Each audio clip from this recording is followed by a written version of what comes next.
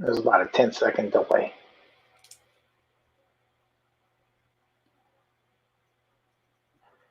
All right, and we are live. All Right. right, everybody. Welcome to Bayou Real Estate Investor Networking. We're doing a live stream today with Keith Baker of the Private Lender Podcast. He's going to talk to us about private lending and kind of his journey into private lending. If you're watching this or if you come back later and watch the replay, I'd appreciate it if you could go to the link in the crawler at the bottom of the screen and fill out the sign-in form. Let us know that you signed in. So if there's any links or things that we discussed, we'll send that to you via email. And that's how we're going to handle it for now until we figure out a better way to do that. So welcome, Keith. Thanks for having me, Clint. Glad to be here. Well, good deal. So what got you started with private lending? I had I wanted to be involved in real estate, but I had a day job that required me to travel often at the last minute and several times a month. So after missing the gas company a few times at my rent house and trying to do real estate investing while maintaining that day job, it became very difficult. I found it that I was able to take old 401ks, convert them into self-directed IRAs, and still be involved in the process and still be an investor, just a more passive investor with experienced flippers and landlords, as well as people who do owner financing and sub too. So for me, it was, I would go to the property and check it out as part of my due diligence, but I didn't have to. And that's what I liked about private lending. It's like I could do so much of it remotely. I wish I had the age, the wisdom, and the money when I was in the oil field. I could have done this from the rigs, easy, But when I came into town, I still had to travel a lot, so got into to do the private lending, and then that was just kind of my niche. And then as I go around the different RIA groups, and the people say, anyone know about private lending? And everyone says, I know how to get them. And nobody was telling anyone how to be a private lender or how to stay safe or what pitfalls to avoid. So that's how I got from just doing private lending into creating the podcast to help other people stay safe, not, fall in love with somebody's project and put a stupid second or third lien on something that has no equity to begin with, So anyway, I guess I answered the question I haven't asked yet, but that's how I came in. I started because of work, and then I just liked it, and it helped me build my network. And I've gone from, I still do single family loans on single family homes, but now I'm getting into limited partnerships, syndications, commercial, and doing the first commercial deals coming through LP, and then hopefully the multifamily will follow after that. Cool.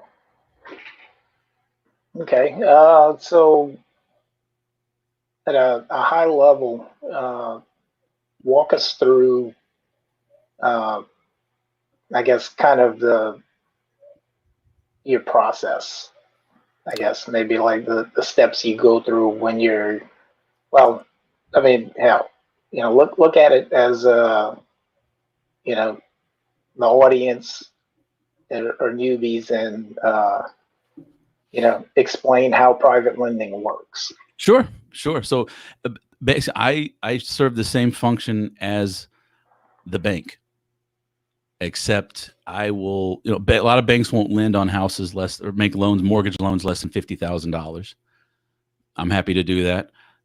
A lot of real estate investors find distressed properties that are not bankable. The bank won't touch them because they need too much work, and they're not in the habit of providing, rehab funding. But banks have the cheapest money. On the other end, on the other side of that spectrum, are hard money lenders who can get you money within a few days, but it's going to be very expensive. You're going to pay higher interest rates, points, et cetera. But it's very fast. So as a private lender, we sit in between the hard money and the banks. And so my process is, it's the same paperwork. The lawyers draw up the deed of trust and the promissory note just like they would for the bank. The only difference is it's either my personal account or my IRA is the lender. So I always start with, I always tell people, look for gray hair if you're just starting off as a private lender. Look, everybody's got to start somewhere, and I'm sure that 23-year-old kid is going to do great with his duplexes. But as a private lender, you probably don't want to lend to them on the second or third, first few deals. You won't let them get seasoned. So I like to look for experienced investors, and through the internet and old Yahoo groups, that's what I did. I was able to see who was active, who was asking questions. And so my private lenders, I figured in order to be more safe, let me go with or safer, I should lend to people who know what they're doing and do this, for a living on an everyday basis, not, some guy who's like, hey, I just bought this house, I'm going to flip it, do all the work myself kind of thing. But when it comes to like how it does, so once I've identified sort of my pool of potential lenders, very successful folks, or people who are mentors and have a name to uphold, right? So they can't have a deal go bad with their student because of, they're trading on their name for education. I look at them and all right, what are they? Are they staying in their lane? Are they a flipper? Are they doing another flip? Is this just another just kind of exercise for them in their normal everyday real estate business? Or, are they doing something new? Are they getting outside of their comfort zone?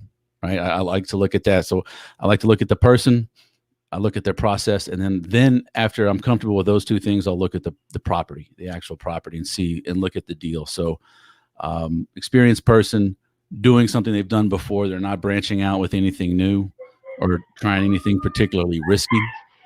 And then I'll look at the property, and I have loaned on houses that I thought should have been burned down by the city, condemned and just razed to the ground, put $20,000 on one.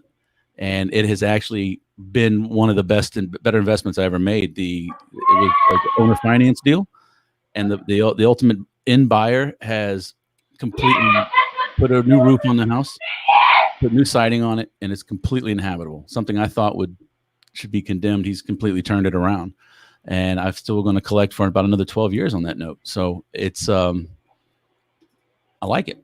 That's nice. But that one was that particular property was that owner finance deal, was an owner finance deal with someone who's actually my partner.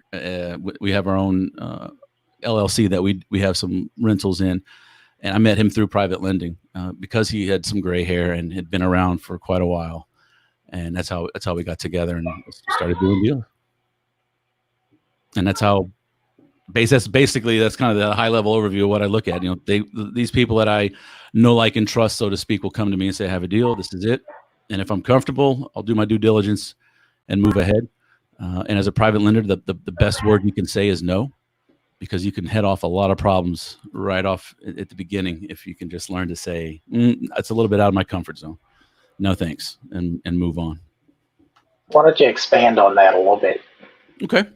So I've had deals, for example, I've done deals that I shouldn't have. And that's one of the things that I like to share on the podcast are my mistakes, because they're, looking back on them, they're pretty dumb, but as you go through something you've never done before, it's understandable. You don't know what you don't know.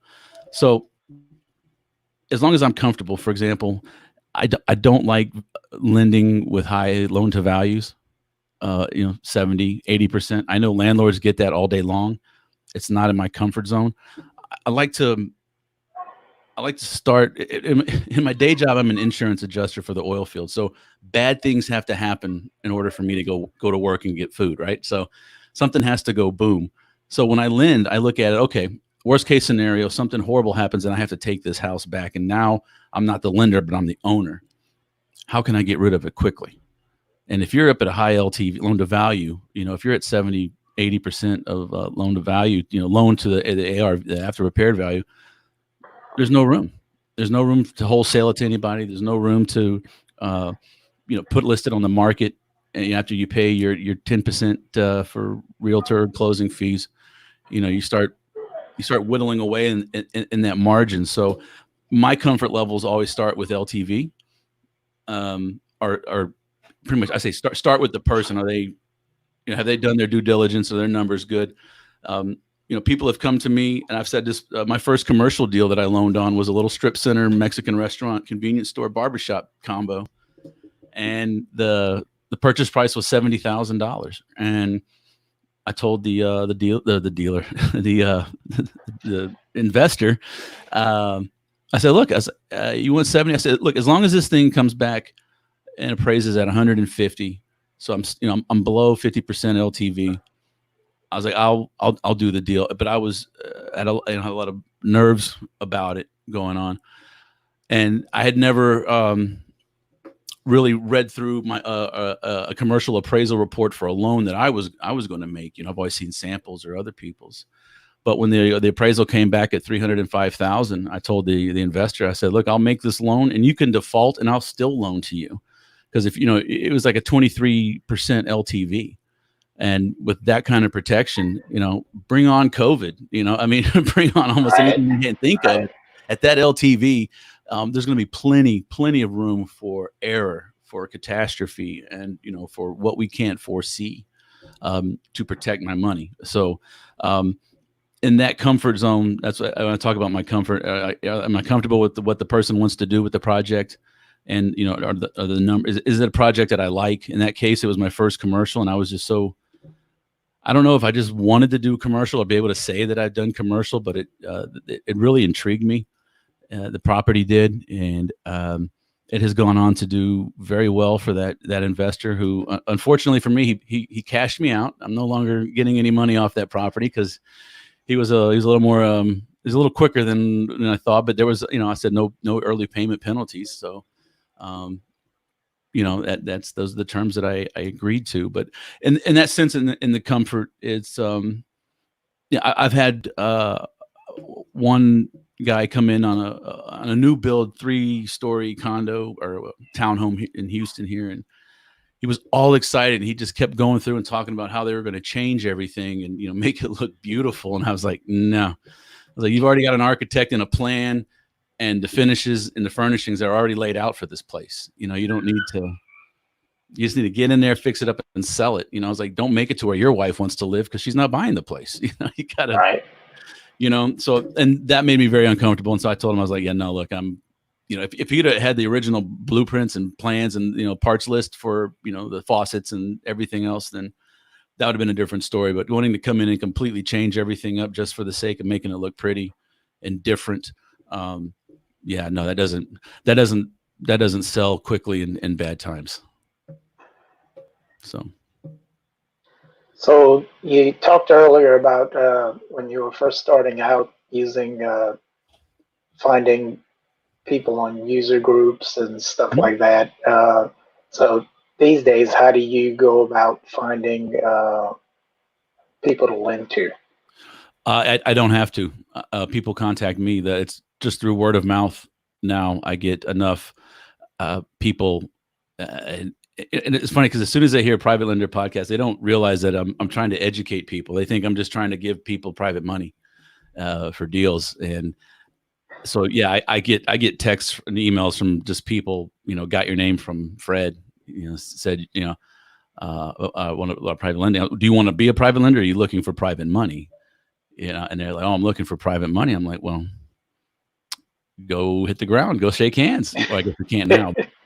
For me, I basically cyber stalked people in Yahoo groups anytime there was a question, or not only a question but an answer. And so now with Facebook, it's I am it's not a fair assessment, a true fair assessment, because I am in the process of expanding my network to lend into other states. So I'm using Facebook for that, podcasts, but kind of doing the same thing. I've had 2 people on the podcast that I've I wish I could say that I hadn't. I don't name names, but you can't find their episodes anymore because their business practices were less than stellar. I'll just say that. And one is a really a sad case of eyes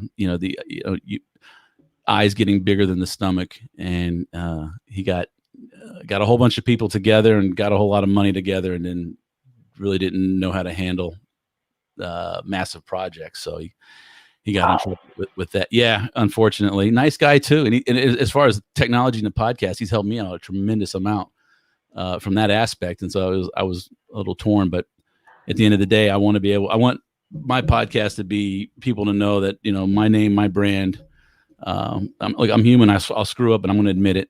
And, when I do, I'll yank down those episodes. But anyway, so I'm using social media and sort of the, as I talk, the more podcasts I do and more Zoom meetings and whatnot with all this, just see what people are doing, what they need, and see if their business plan fits into what I like. Because I ultimately, being in Houston, I'm very aware of the as you are, I know, Clint, the downturn in the upstream oil sector right now, oil and gas. So, and I remember the 1980s in Houston, and I know you probably remember them very well in Southern Louisiana as well. And it was not a pretty sight. So, this is morbid. This is the insurance adjuster out of the hyena, the vulture, but there was a lot of money made in the 80s when people scooped up some dirt cheap properties, a lot of commercial properties, and what especially. So there was a lot of money to be made in Houston. So I don't want to leave Houston, but I just don't think the timing is right now to go all in. I'm going to wait for a little more blood, but in the meantime, there are some middle America markets that are just, they're just chugging along. And, I'll take a fast nickel over a slow dime, give it to me quick. So, I'll do 8% while the stock market is in turmoil, I have no problems with that. So, my goal in certain markets that are, as long as the lending laws are similar to Texas, which is what I'm familiar with, then I'm looking into some of those states and some people that invest remotely as well. So, starting to scratch, but you might as well with the computer technology and what we have today. You can get boots on the ground relatively inexpensively, and have people take care of your projects. So I'm looking into that, branching out a little more. And I guess for the people that are still able to work from home, it's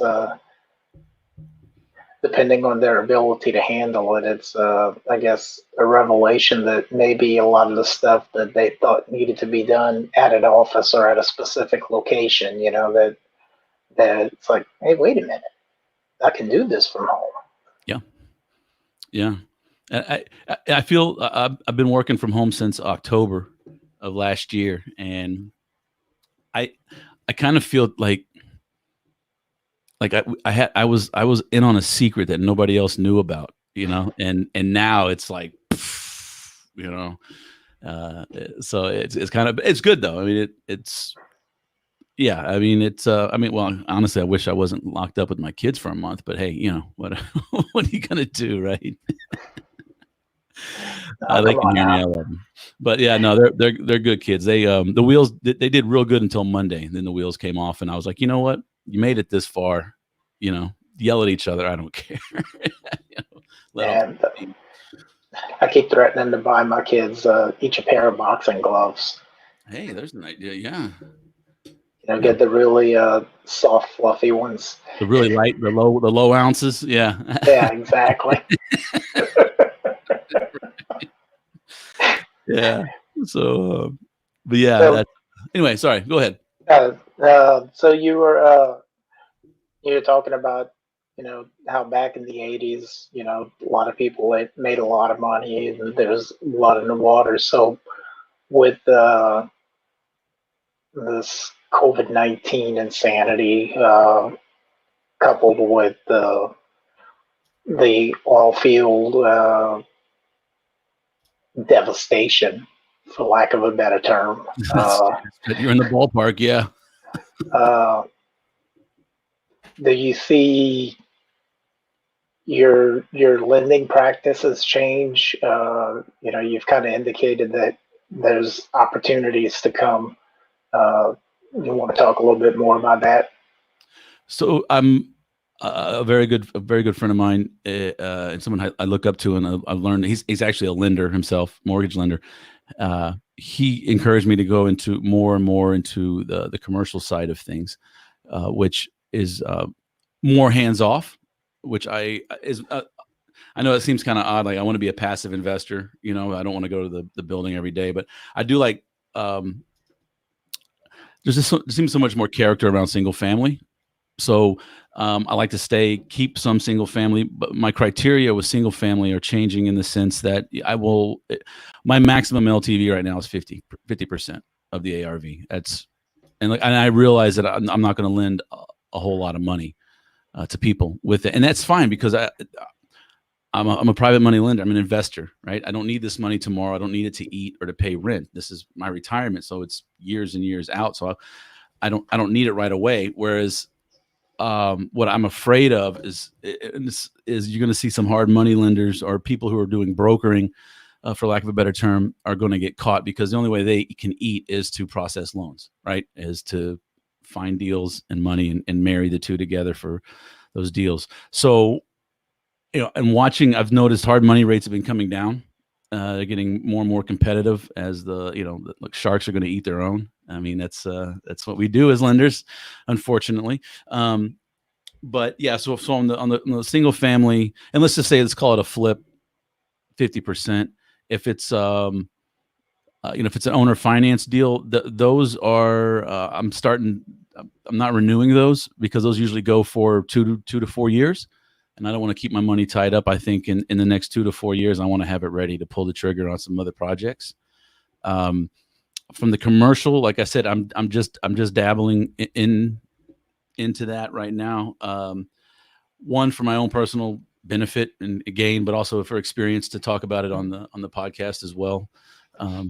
Because the principles are the same. You buy low, you sell high, but the mechanics in between change when you're talking about entities and other things. So I have basically found a horse in Houston, my buddy Stephen Kaufman, I don't mind saying, and I put my card onto him. So when he finds deals and he personally gets into them and vets them, then I take a hard look and say, okay, yeah, I want to get into that. And I think he's found a little gem of a commercial deal, small building, but good location here in Houston. And I've in my almost 46 years in this city,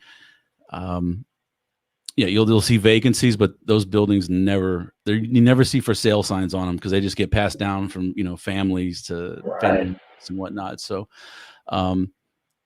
I'm going commercial, but in a very it's almost say bespoke way, not just hey, let's go get some commercial property. I follow one lead investor basically on that. Not to say that we won't have problems or we might not lose money, but like I said, I start with the person, their process, and then the property. And when it comes to Stephen's due diligence, you can pretty much just start at the property, right? Because he's looked at it, he's vetted it, and oftentimes he's got another bank to come in. So not only do you have his due diligence, but you have the bank third party coming back in and doing their own due diligence, and they're the ones supplying the money. So that gets my comfort level, up to a point where I'm like, okay, yeah, let's pull the trigger. Now, COVID-19, oil field downturn, oil field will come back. It always does. We like our big trucks. We like our nitrile gloves. And more importantly, we love our iPhones. You can't have one of these without oil and natural gas. So it'll still be there. It'll come back. But to what extent, I don't know. I don't know what that, I think alternative energy is here to stay. I also think the oil field's here to stay, but it's going to look different. So, and in Houston, we've historically, we just keep building. I mean, I think 2008 we slowed down a little bit on a single family residence homes, but we just keep building and building, expanding further and further out. So it appears that there's going to be a vibrant real estate market in Houston for quite some time. And this sounds a little not sexist, but elitist. But what we don't need is a bunch of people from California who's selling their $1 million homes, coming down and going, "What? This is only $200,000," and paying cash, and then ruining it. You know what I mean? Good for them. But I've spoken to quite a few transplants from California who were just shocked at the affordability of the Houston market. Just as shocked as the heat and humidity coming from Southern California. But yeah, they were, they're like, yeah, we just paid cash or, whatever, for their house, and, or buying rental properties cash. So, I think we'll have a vibrant, not to say it won't hit ups and downs, but we generally don't have the wide swings that the East Coast and the West Coast do. So, right. I'm hoping to, to keep that, and hope that we keep that. And I think, look, honestly, this is just my personal opinion. I'm a proud holder of a degree in philosophy in German. I don't know shit about economics, right? But I said I curse. Sorry, but my personal we belief. Don't have any kids watching. Okay, good. Unfortunately, mine are used to it, so as their mother reminds me. No, what I was going to say is, I really think that when 08 happened, we really kicked the can down the road, and at some point, we're going to have to account for it. And I might be gloom and doom, but I think what better time than now when you've got a perfect storm of a pandemic. And look, I mean, the oil field does it.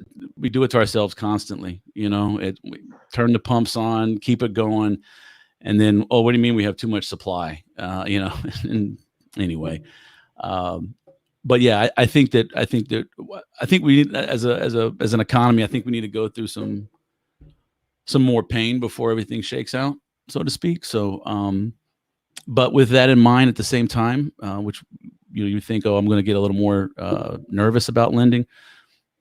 Something my grandmother told me, who didn't even make it through the 6th grade, but she told me very early age that they don't make any more land. You should think about that. And so, so with that, that's kind of where I'm keeping my my lending. It's funny because people that have reached out to me, as soon as I say 50% LTV, they don't even say bye. They just hang up the phone. Some of them do.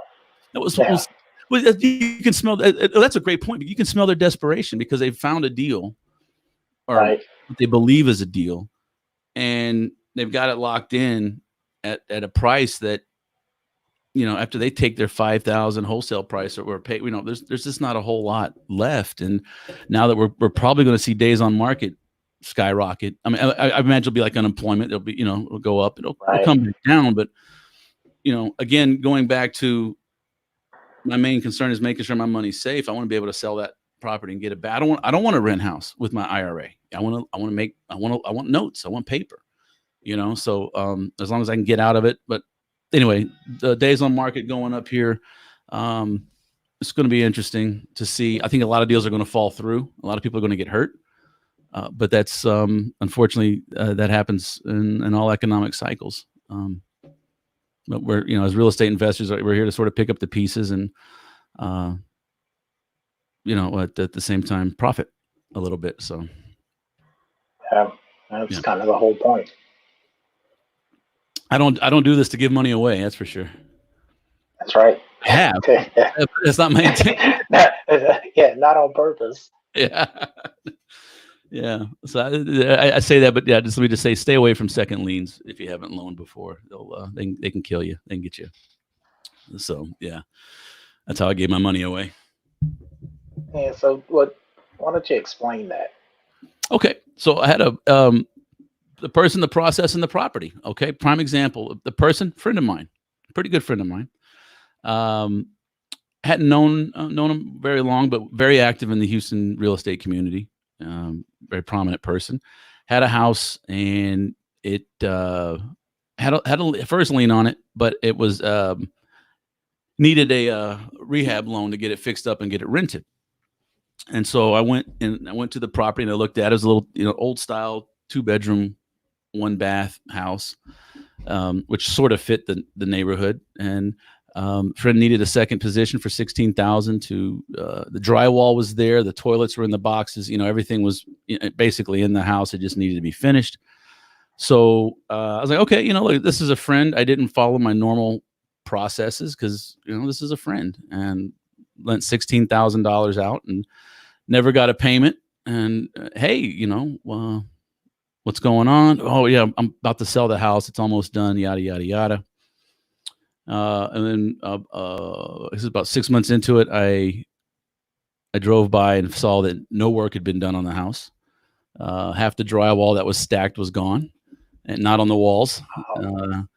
And unfortunately, I got notice that the lender in the first position was foreclosing.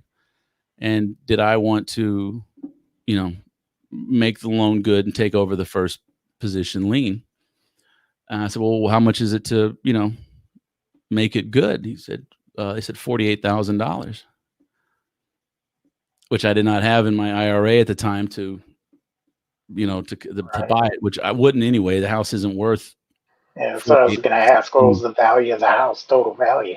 A lot less than what I trusted my friend's LTV ARV, and it was about 30% inflated. Let me put it that way. So I would have lost. It was cheaper for me to lose 16,000 on the second lien than to get involved and try to dispose of the house myself. So that a couple of things I did there is I gave all the money up front. I shouldn't have. There was no draw schedule. That was dumb. This was one of my early loans. I should probably caveat this and let everybody know this was early on in my lending that I did this. And so yeah, so I didn't have a draw schedule. Worked for the rehab repairs. I did not have an appraisal performed. I did not even I looked at their numbers, that their CMA that they pulled, showing comparable values. This house is 300,000. This and it was not an apples to apples comparison at all, which I just trusted. And then there's a buddy, which sucks, but I have a little phrase that I've come up with it. And the rhyme is unintentional, but people get funny when they talk about their money. People get weird, and that's this guy got weird. And so I'm still debating in my mind, like part of me is the defensive and wounded, and I want to go get a deficiency judgment. How could a friend do this to me? The other side of me is like, look, you've already spent $16,000 on a lesson, Right. just forgive, don't forget, and move on, basically. So I'm torn. I want to be a jerk. I've got the lawyer ready to go. He's like, look, he goes, you send me the retainer and we'll have the letter sent out. I don't know. I think I'm certainly justified if I do that. It's in my rights under the law to go get a deficiency judgment, but I'll never collect on it. Yeah. What am I going to do? Sell it for 50 cents? And then, he gets a phone call for the next 3 years, from somebody trying to collect. My thing is, I think I've done more damage just not giving people reasons, but saying I will not loan to them or loan to him. I leave it at that, and I move on. If anybody wants to inquire, I just say, ask him. 16 grand added to your philosophy and German degrees. Mm-hmm. Yeah. Well, I did go to A&M, so I'm not smart.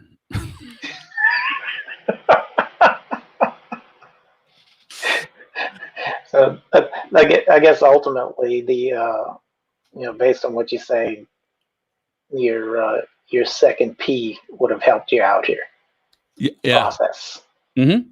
Yeah. And just doing some due diligence and coming up with my own process and sticking to it, because I'm sure, and this is not to disparage wholesalers necessarily directly, but, so wholesalers are some of the most optimistic people I've ever met in my life. And I love that because they get the deal and they put the numbers there.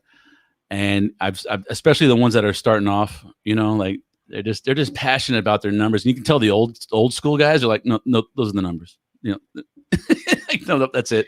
That's the only way this is going to work. It's the only way it can work. This is the number, kind of things. Right.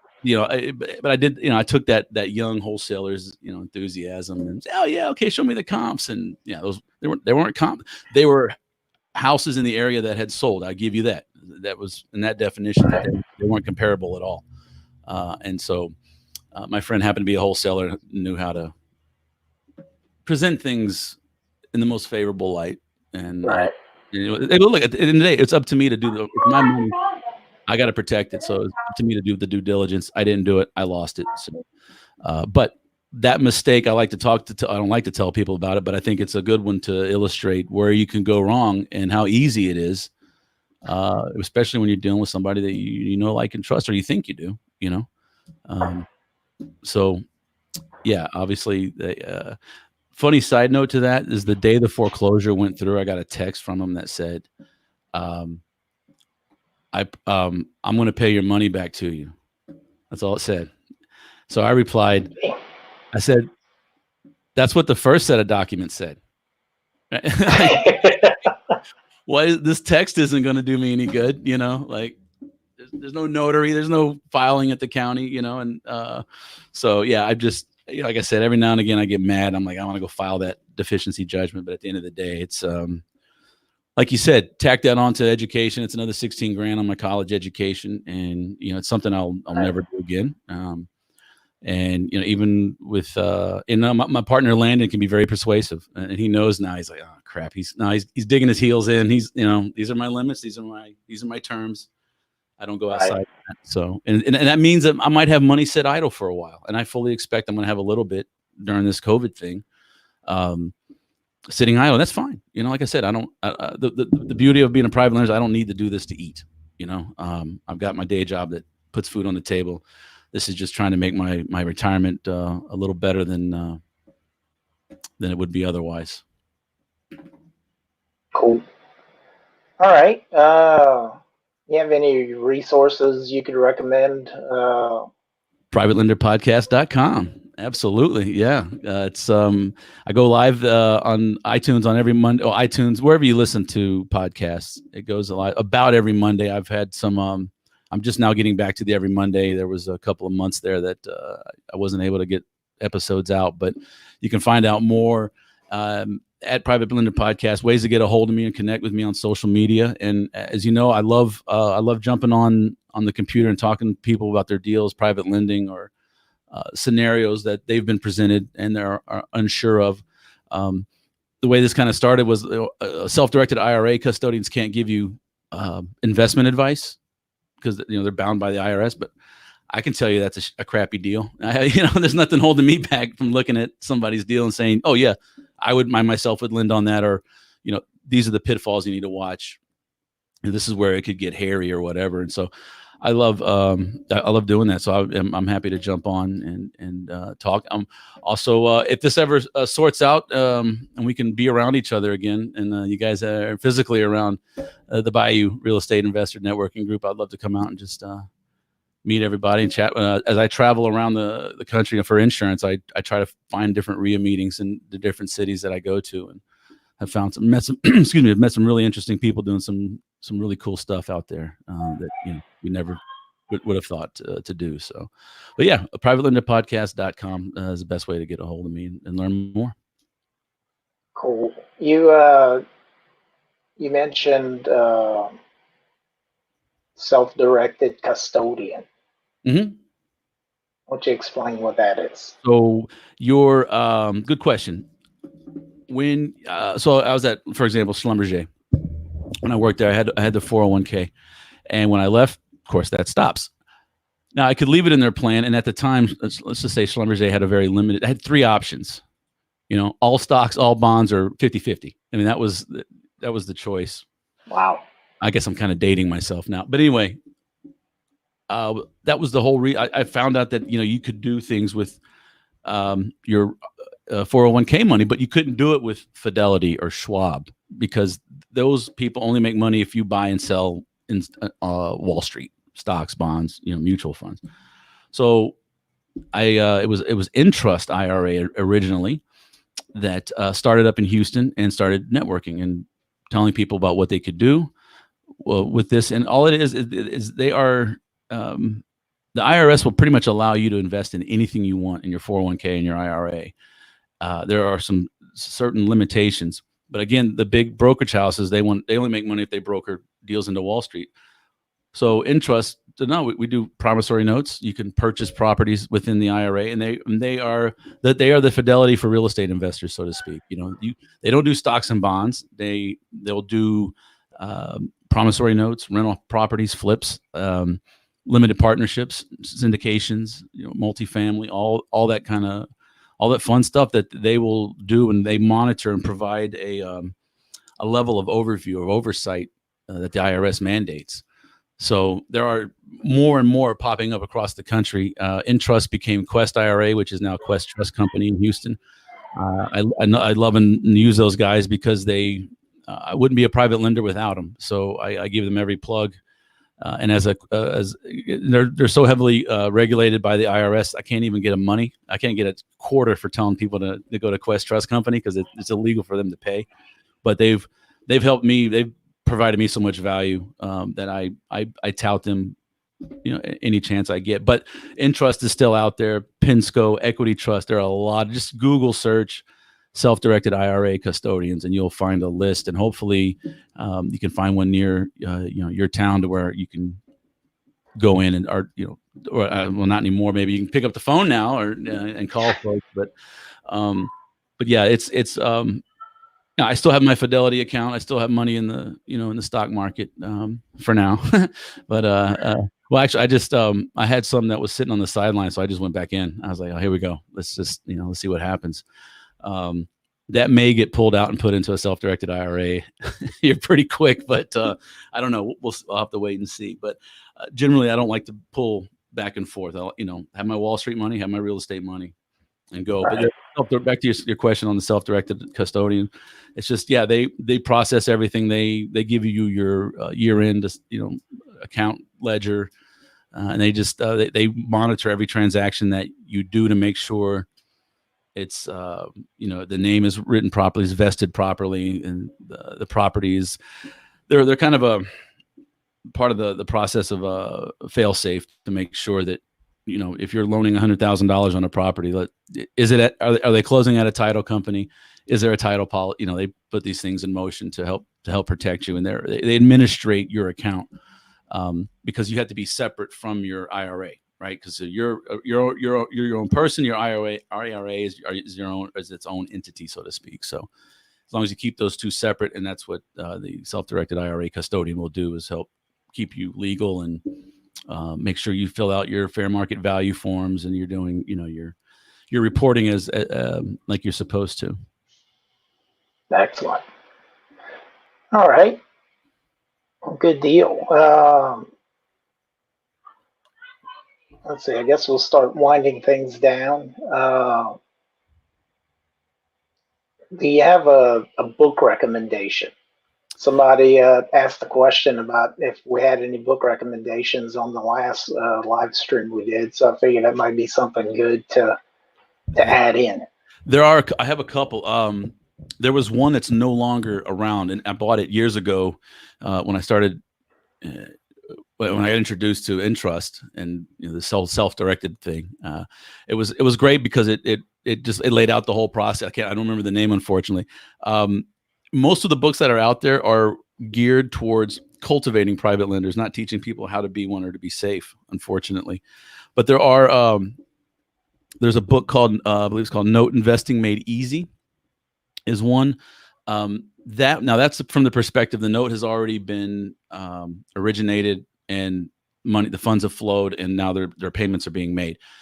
I'm talking more like I'm originating the loan from scratch. But note investing, if you don't want to do that and you just want to jump in, there's some pretty easy formulas to figure out where your yield and your margin is, and whether or not the price you pay for that loan, that note will be good. But Note Investing Made Easy. Then there's also a book out about using your self-directed IRA for real estate, and I want to say I heard about it through Bigger Pockets. I need to get I need my book list. I hope to write one day, but unfortunately this thing called my job keeps getting in the way. Darn the luck. Yeah, right. Exactly. But yeah, there are a few, and you can just, like I said, you can Google private lending, but just know that most of them are going to try to teach you how to cultivate and groom your friend or your colleague into being a private lender, rather than, and they'll gloss over sort of the, oh, if you stay at 65% or 70% LTV, you're fine. If you go, so episode 99 is live. I have a matrix I made. And my math teachers would be so proud to hear me say that now, because I was not a very good student. But what I did was I took a $100,000 house, and down the left side is the LTV that the loan was made at, right? So 50, 65, and 5% increments all the way up to like 90. And then so that was on the, was that the X? No, that's the Y axis. So the X axis is the ARV, right? So you start off with 100, but as the real estate market goes to crap, it goes down to like 65%, and it shows you your percentages as that price drops, and how that 65% is now 88%. Nice. You see, so it's a kind of a visual aid to show where that, how you can, hey, this looks good here, yeah, when the market's doing this, that's great, but when it does that, you have that in consideration as well. And so yeah, that's at privatelenderpodcast.com, and go it's episode 99 should have that. In fact, I should probably check that as this is a live stream. It's supposed to be there. Let me put it that way. While you're doing that, I'll give my book recommendation for this episode. I guess I should call this episodes. I'll do Rich Dad Poor Dad. A lot of people recommend that book, and my reasons is similar to a lot of other people, is that it's about changing your mindset and attitude towards money. Yeah, absolutely. That is, it's almost, I think it's required reading if you're going to do anything in real estate. Because like you said, it changes. Stop buying things that cost you money, start buying things that make you money. Exactly. And it's just that little turn, and it's a good point. And by the way, 99 is not up. It apparently it goes up on next Monday. I need to check that. But anyway, the point is, episode 99 should have the little Excel matrix on house values. But I'm sorry, back to that'll be in the show notes. Yeah, it's in the show notes. Okay, cool. That should be. I'll share it. Yeah, so I will. I can send it to you if you want to send it out to the group. Okay, that'll work. Yeah, why don't I just do that? I'll just that way we can get it over to you guys. Excellent. But yeah, actually, and also I'm a big fan of the cash flow quadrant by Kiyosaki as well. So I myself am trying to go from employer to self-employed to CEO to just investor. So it's a long track, long road, but I think it's going to be worth it. Good deal. All right. Anything you want to say to everybody? Stay safe and wash your hands. Don't eat bats. You don't eat bats. And can I flaunt a little wealth on your show here? I just want to show people. Sure. What I have. Oh. So wait. My turn. Alternative investment. Nice. Yeah, exactly. So on April Fool's Day, I came into my office. My youngest daughter was just grinning ear to ear, and I knew she'd done something. I walked in, and she had taken 4 rolls of toilet paper and just wrapped everything in my office. And I asked, I was like, I was about to lose it, right? I was like, okay. And I said, did you realize that there's a shortage of toilet paper right now at the stores? It's kind of hard to come by, and we might need to conserve it. She goes, yeah, about halfway through, but then I was like, yeah, what the heck? She's not spoiled. Oh, she got a lot of her daddy in her. That's all I can say, man. That's all I can say. But no, stay safe and wash your hands. But due diligence. If you're doing your first few loans, do them in your backyard. Go go touch the house, see the house, smell the house with owner, permission, make sure it's all above board, but go check it out. Just don't show up and go, hey, I'm going to put some money on this house. As a lender, you don't have that luxury, but if you have permission, you can go and look at it and see, okay, is this a $15,000 rehab or is this an $80,000 gut job? So, but yeah, stay safe, keep your money safe. And my little tagline I've come up with recently is, you're the CEO of your money, act like it. So nice. That's yeah. Well, I need my, if I want to be an internet marketer, I got to be, I got to have my slick, I got to have put that on business cards. I'm thinking about, yeah. I would love to do a hashtag, but it's a little long. But yeah, so yeah, you're the CEO of your money, act like, and it's funny. It's one of the negative thoughts that I told myself one night. When finances weren't what I wanted them to be, and just it was kind of my way of get off your butt and go do something about this. And I was like, come on, man, you're the CEO of your money, act like it. Like, crap, very nice. Now I got to do what I say. So. That sounds like a good writing prompt. I might have to do a blog post about that. Yeah, absolutely, man. You just put a little plug to the podcast. I'd appreciate it. Excellent. Yeah, we'll always do attribution. Excellent. Well, cool. Yeah. All right. Well, I appreciate you coming on, man. Man, I enjoy, and like I said, anytime I love talking about private money lending. I talk about my mistakes and how you can avoid them, or and look, if you got if anyone's got like a funny situation, bring it to me. I'll chat about it with you, and if nothing else, hopefully try to enlighten you as to maybe some unseen positives, but some unseen negatives as well. Excellent. All right, let me go ahead and we'll tell everybody bye. Bye. All right, thanks for having me.